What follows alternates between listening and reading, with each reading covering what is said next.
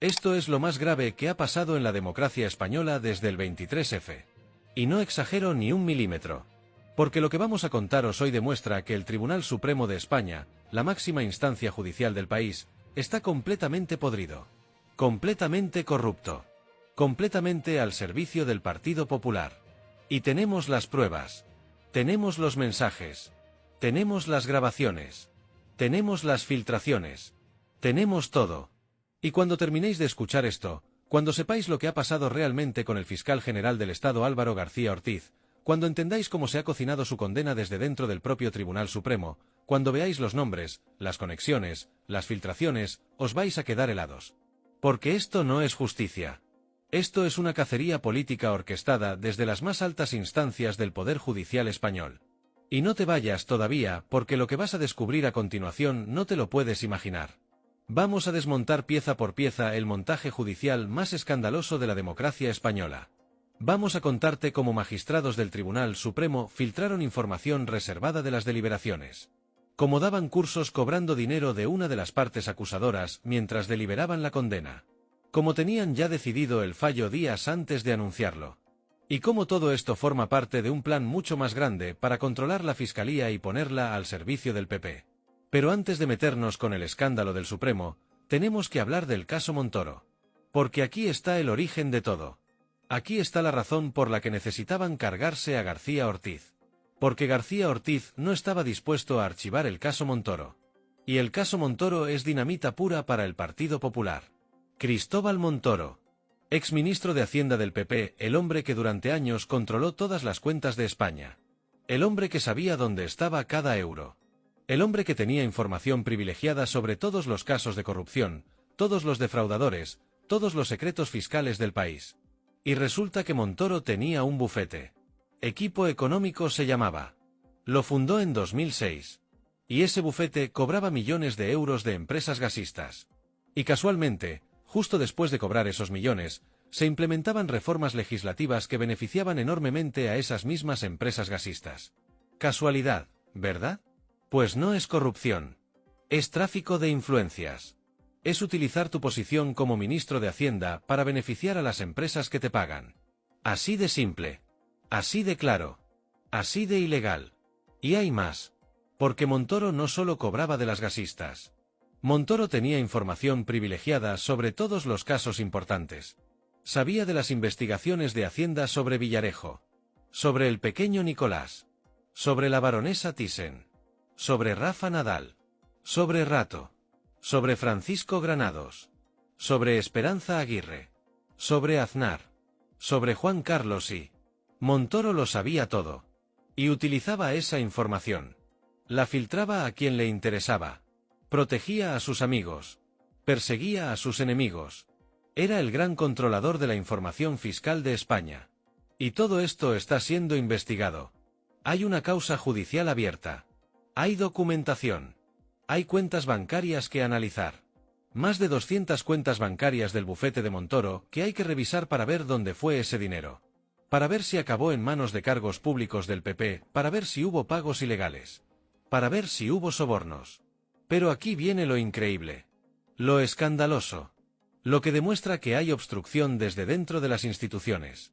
La UCO, la Unidad Central Operativa de la Guardia Civil, solo ha analizado 10 cuentas. 10 de más de 200. Y llevan años con el caso. 10 cuentas. ¿Cómo es posible? Pues porque no quieren avanzar. Porque están yendo en plan tortuga. Porque están obstruyendo la investigación desde dentro. Y esto no lo digo yo. Lo dice la fiscal del caso, Carmen García Cerdá, la fiscal anticorrupción encargada de investigar a Montoro. Ha presentado un escrito oficial diciendo que la UCO no está haciendo su trabajo diligentemente. Que solo ha analizado 10 cuentas de más de 200. Que están bloqueando la investigación. Y Carmen García Cerdá sabe de lo que habla. Porque ella trabaja en la Fiscalía Anticorrupción de Madrid. En el edificio de la calle Manuel Silvela. Y allí hay una unidad de la UCO. Es decir, que ella ve todos los días a los agentes de la UCO que están investigando el caso. Los conoce. Los mira a los ojos. Y sabe que están obstruyendo. No está hablando de una UCO abstracta. Está hablando de sus compañeros. De los agentes que trabajan en su mismo edificio. Y está denunciando públicamente que no están haciendo su trabajo. Que van en plan tortuga. Que solo han analizado 10 cuentas de más de 200. Eso es obstrucción. Eso es proteger a Montoro. Eso es intentar que el caso no avance para que prescriba. Para que se archive. Para que Montoro y sus amigos del PP salgan impunes. Y no te vayas todavía, porque lo que vas a descubrir a continuación no te lo puedes imaginar. Porque ahora viene la conexión con el fiscal general. Ahora viene por qué necesitaban cargarse a García Ortiz. Álvaro García Ortiz es el fiscal general del Estado. El máximo responsable de la Fiscalía Española. Y García Ortiz no estaba dispuesto a archivar el caso Montoro. García Ortiz quería que se investigara. Quería que avanzara. Quería que se depuraran responsabilidades. Y eso al PP no le gustaba. Porque Montoro es intocable para ellos. Montoro sabe demasiado. Montoro tiene demasiada información. Si cae Montoro, puede arrastrar a medio PP. Así que había que parar el caso. Y para parar el caso, había que controlar la Fiscalía. Y para controlar la Fiscalía, había que cargarse a García Ortiz. Y ahí es donde entra el Tribunal Supremo. Ahí es donde entra Manuel Marchena. Ahí es donde entra Andrés Martínez Arrieta. Ahí es donde entra todo el entramado judicial corrupto del PP. Porque lo que han hecho con García Ortiz no es justicia. Es una cacería política. Es un montaje judicial. Es una operación coordinada para quitarse de en medio al fiscal general y poner a alguien más dócil. Más controlable. Más dispuesto a archivar casos que molestan al PP. Y las pruebas están ahí. Las filtraciones están ahí. Los mensajes están ahí. Todo está ahí. Empecemos por el principio. García Ortiz fue juzgado por el Tribunal Supremo acusado de revelar secretos. ¿Qué secretos? Pues supuestamente filtró un correo electrónico sobre el caso de la pareja de Ayuso, Alberto González Amador, que había defraudado a Hacienda. Pero resulta que no hay ninguna prueba de que García Ortiz filtrara ese correo. Ninguna. No hay la pistola humeante. No hay el mensaje. No hay la llamada. No hay nada. Cero pruebas. Entonces, ¿cómo le condenan? Pues cambiando el delito. Porque como no pueden probar que filtró el correo, le van a condenar por otra cosa. Le van a condenar por una nota informativa que publicó la Fiscalía el 14 de marzo de 2024. Una nota informativa. Una nota oficial de la Fiscalía respondiendo a informaciones falsas que se estaban publicando en los medios. Una nota haciendo su trabajo. Defendiendo la institución. Aclarando los hechos. Pero el Supremo dice que esa nota contenía información reservada. Que reveló secretos. Que cometió un delito. Y aquí viene lo increíble. Porque el propio Tribunal Supremo, el 15 de octubre de 2024, dijo que esa nota aparentemente no tenía información reservada indebida. Lo dijeron ellos mismos. Manuel Marchena lo puso por escrito.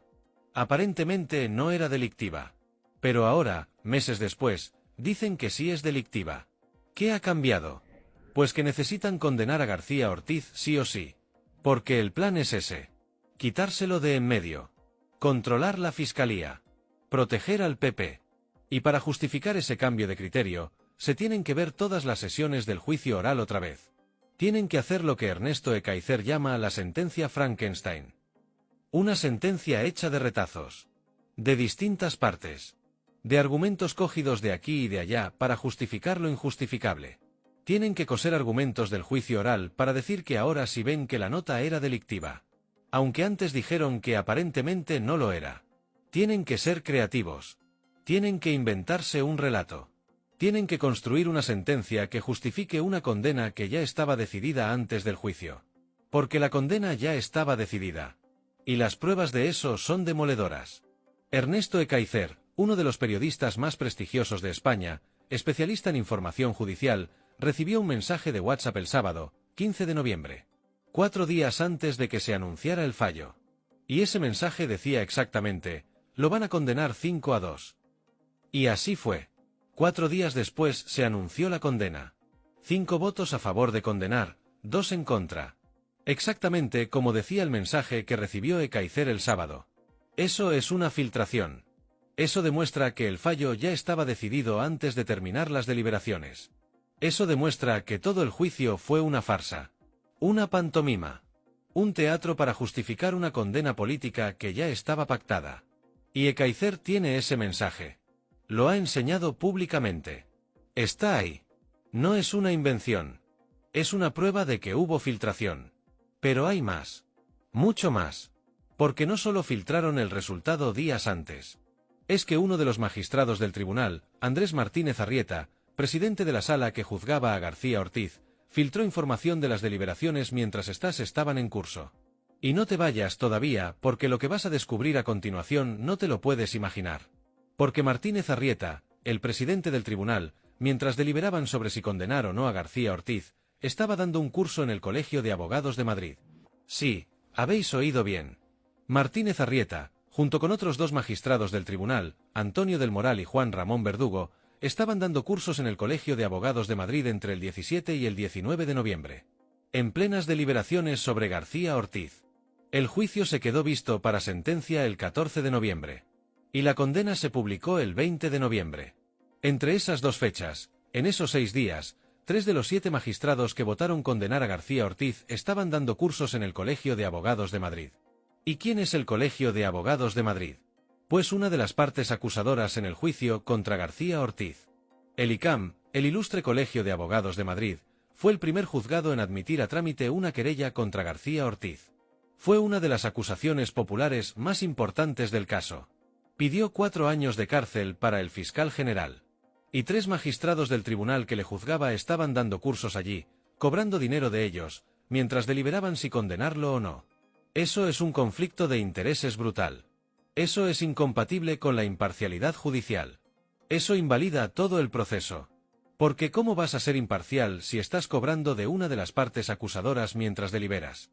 Y Antonio del Moral, uno de esos 3 magistrados, era hasta hace unos meses presidente del Comité de Ética Judicial. El presidente del Comité de Ética. Y no ve ningún problema en dar cursos cobrando dinero de una acusación popular mientras juzga al acusado. ¿Dónde está la ética? ¿Dónde está la imparcialidad? ¿Dónde está la justicia? Pero esperad que aún hay más. Porque Andrés Martínez Arrieta, el presidente de la sala, el día 18 de noviembre, en medio de ese curso que estaba dando en el Colegio de Abogados de Madrid, dijo literalmente que tenía que irse porque se tenía que poner con la sentencia del fiscal general. Lo dijo. Públicamente. En el curso. Delante de la gente. Que él iba a poner la sentencia del fiscal general. Y eso es una filtración gravísima. Porque la ponencia de una sentencia se asigna por turno.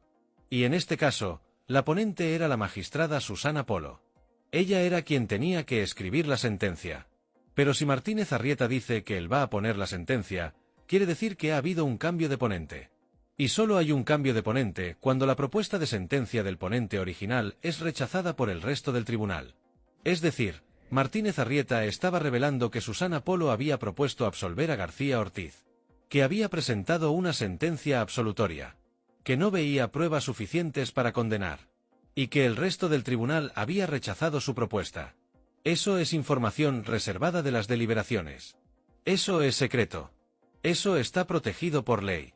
El artículo 233 de la Ley Orgánica del Poder Judicial dice que las deliberaciones son secretas. El artículo 139 del Código Penal dice que revelar esas deliberaciones es delito. Y Martínez Arrieta lo reveló. Públicamente. En un curso del Colegio de Abogados de Madrid. Que era acusación popular contra García Ortiz. 2 días antes de que terminaran las deliberaciones. Es decir, el presidente del tribunal que condenó a García Ortiz por revelar secretos, cometió él mismo un delito de revelación de secretos mucho más grave. Porque filtró información de las deliberaciones de un tribunal. Algo que está expresamente prohibido por ley. La hipocresía. El cinismo. La corrupción. Todo junto. Y además hay una grabación. Una grabación del magistrado Juan Ramón Verdugo, otro de los que daban cursos en el ICAM, diciendo, mañana haremos deliberación. Bueno, si hemos dejado el fin de semana de reflexión para las deliberaciones. Es decir, que ya tenían planeado cuándo iban a deliberar. Que ya estaba todo organizado. Que todo era un teatro. Y luego está el testimonio de Ernesto Ekaizer diciendo que recibió un mensaje el sábado, 15 de noviembre, antes de que se anunciara el fallo, diciendo exactamente que la condena sería 5-2. Y así fue. Todo encaja. Todo demuestra que el juicio fue una farsa. que la condena estaba decidida desde antes, que hubo filtraciones, que hubo irregularidades, que hubo conflictos de interés, que todo el proceso fue un montaje para cargarse al fiscal general. Y no te vayas todavía, porque lo que vas a descubrir a continuación no te lo puedes imaginar. Porque ahora viene la conexión con todo lo demás. Ahora viene por qué todo esto forma parte de un plan mucho más grande. El Comité de los Comunes ha presentado una querella contra Martínez Arrieta por revelación de secretos. Por esa filtración del día 18 de noviembre, cuando dijo que él iba a poner la sentencia del fiscal general.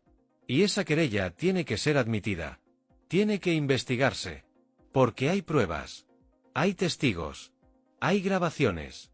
Está todo documentado. Pero el Supremo seguramente no la admitirá. Porque si la admite, estaría reconociendo que uno de sus magistrados cometió un delito. Estaría reconociendo que todo el juicio contra García Ortiz fue irregular.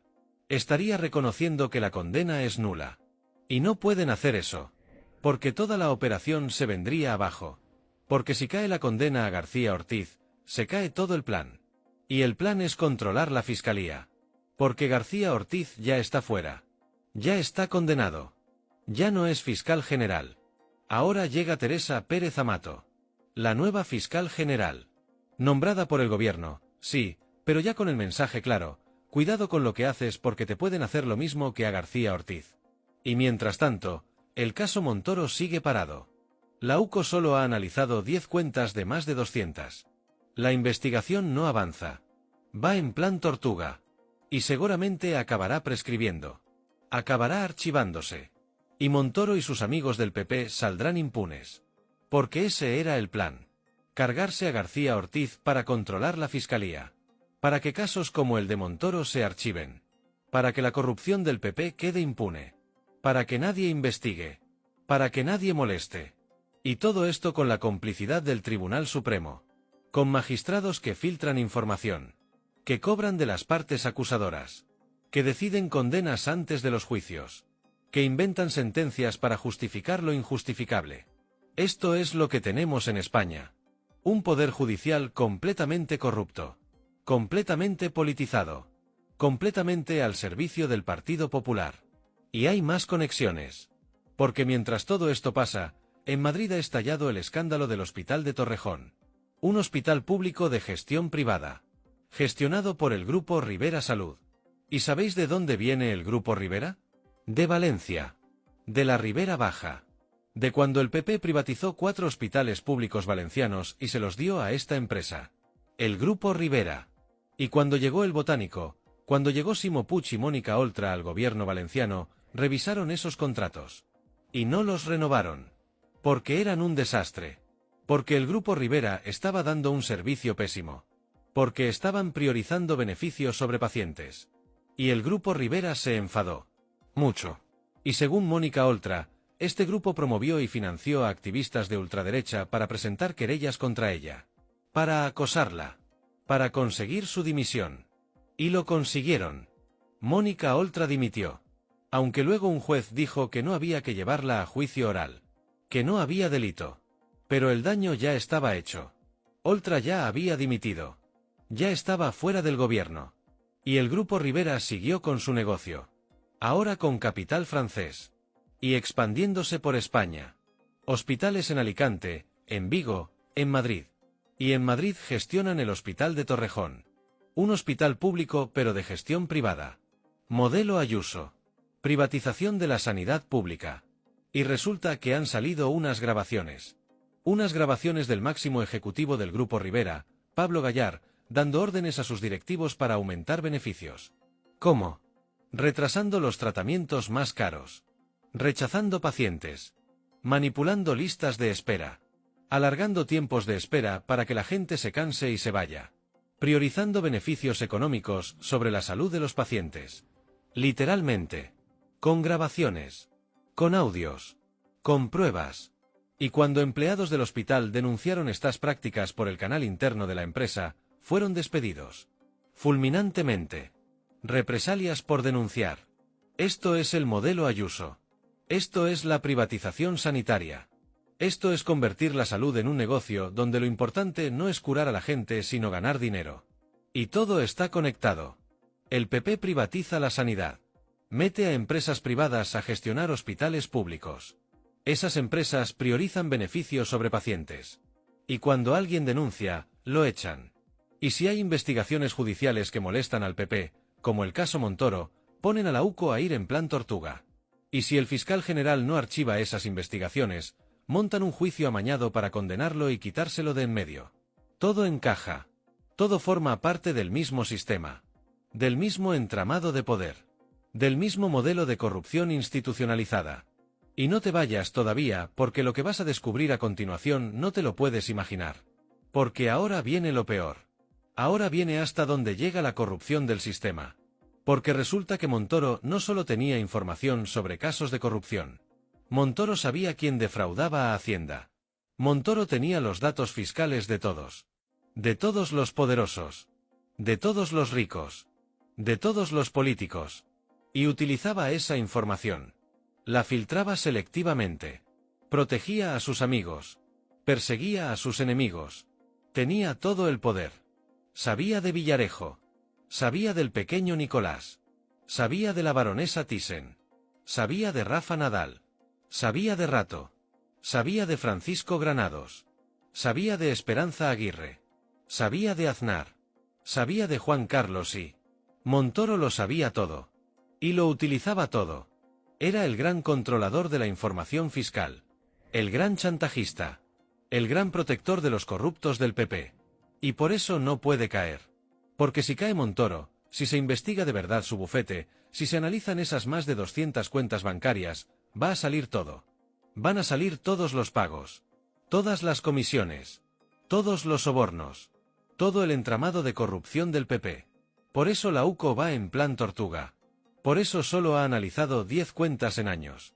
Por eso están obstruyendo la investigación. Porque tienen órdenes de arriba. Porque alguien muy poderoso no quiere que este caso avance. Y por eso necesitaban controlar la fiscalía. Por eso necesitaban cargarse a García Ortiz. Porque mientras García Ortiz estuviera al frente, el caso Montoro no se iba a archivar. Iba a seguir adelante. Iba a investigarse. Pero ahora García Ortiz está fuera. Condenado por un tribunal corrupto. En un juicio amañado. Con magistrados que filtraban información. Que cobraban de las partes acusadoras. Que tenían la condena decidida antes del juicio. Y ahora llega Teresa Pérez Amato. Con el mensaje claro: cuidado con investigar al PP porque te puede pasar lo mismo que a García Ortiz. Ese es el plan. Controlar todos los poderes. El judicial ya lo tienen. El Supremo es suyo. Los magistrados conservadores son mayoría. Y además están completamente politizados. Completamente al servicio del PP. Y ahora quieren la fiscalía. Y la están consiguiendo. Porque aunque Pérez Amato sea nombrada por el gobierno, ya sabe lo que le puede pasar si molesta demasiado. Ya ha visto lo que le hicieron a García Ortiz. Así que probablemente será más cauta. Más prudente. Más dispuesta a archivar casos que molesten. Más controlable. Y mientras tanto, casos como el de Montoro se irán diluyendo. Prescribiendo. Archivando. Y los corruptos del PP seguirán impunes. Seguirán en sus puestos. Seguirán mandando. Seguirán robando. Porque ese es el sistema. Un sistema donde el poder judicial está corrupto. Donde los magistrados del Supremo filtran información y cobran de las partes acusadoras. Donde la UCO obstruye investigaciones contra el PP, donde la fiscalía está amenazada y controlada.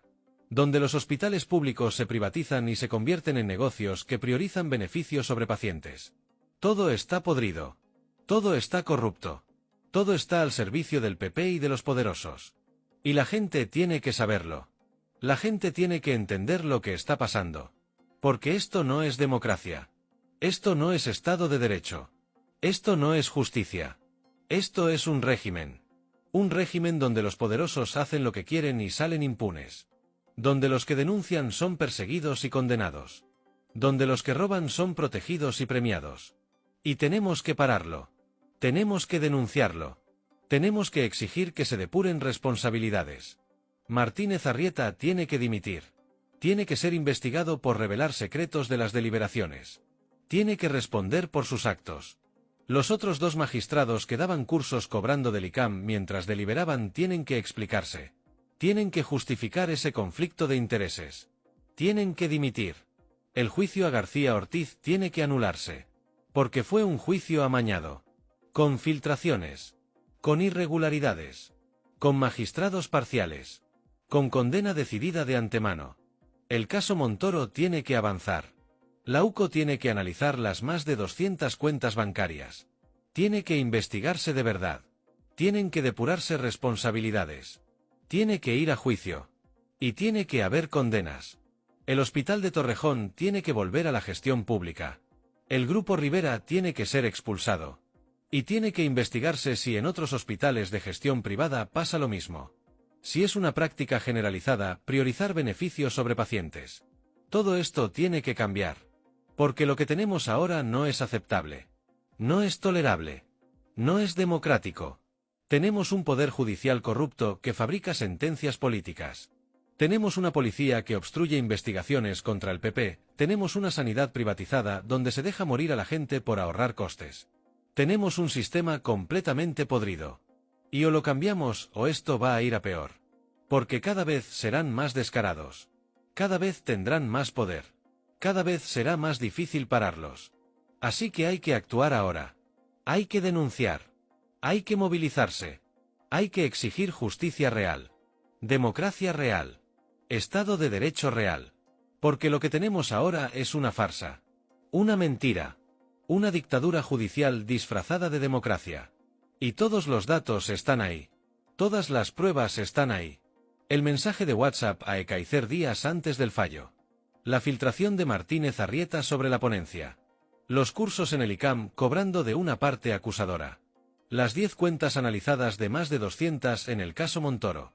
Las grabaciones del Grupo Rivera ordenando rechazar pacientes. Todo está ahí. No es conspiración. No es invención. Son hechos. Son pruebas. Son documentos. Y la gente tiene que saberlo. Tiene que entenderlo. Tiene que indignarse. Y tiene que exigir que esto cambie. Porque si no lo hacemos nosotros, nadie lo va a hacer. Porque los medios de comunicación del régimen no lo van a contar. Porque el PP va a seguir negándolo. Porque el Supremo va a seguir encubriéndolo. Somos nosotros. La gente. Los que tenemos que alzar la voz. Los que tenemos que exigir justicia. Los que tenemos que parar este desastre. Y yo voy a seguir aquí. Contándolo. Denunciándolo. Visibilizándolo. Hasta que haya justicia. Hasta que caigan los responsables.